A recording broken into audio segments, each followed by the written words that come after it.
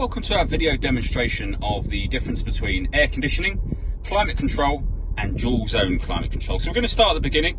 This car is a 2018 Vauxhall Zafira with air conditioning. Air conditioning, very simply, you have a dial for the temperature, so hot, cold, somewhere in between.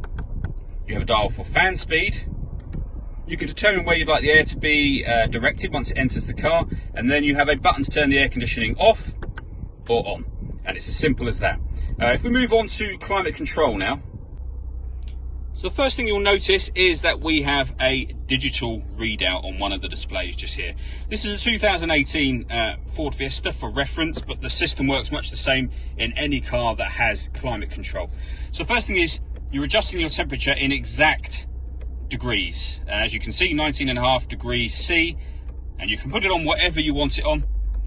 Fan speed in this car is also digital, but is not always digital with climate control. Certainly the readout will be, but this won't necessarily be. Determine the temperature that you would like, fan speed you would like. You can turn air conditioning on exactly the same way as you would with normal aircon. So the main difference with climate control is this button here. You'll always have a button that says auto, and that's the key kind of giveaway that the car that you're looking at has climate control. And what will happen when you press that button is that it will determine for itself what the fan speed should be at and where the air should be directed in order that the car maintains 17.5 degrees.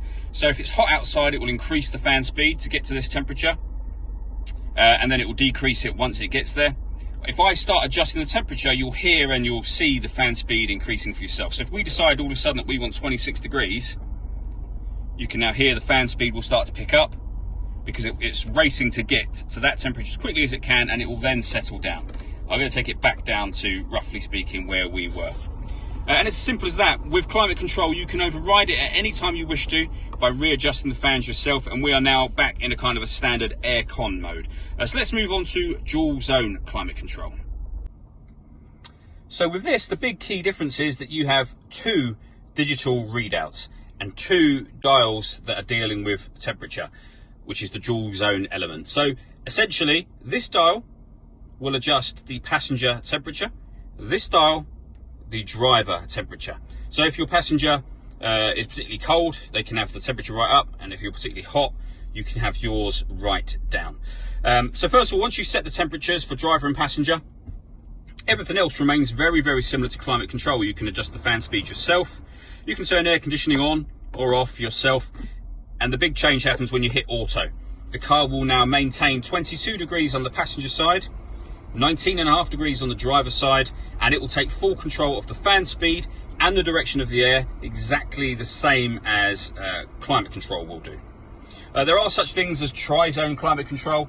That's where you'll have an adjustment in the back of the car as well. But basically the system will work the same no matter how many zones you have.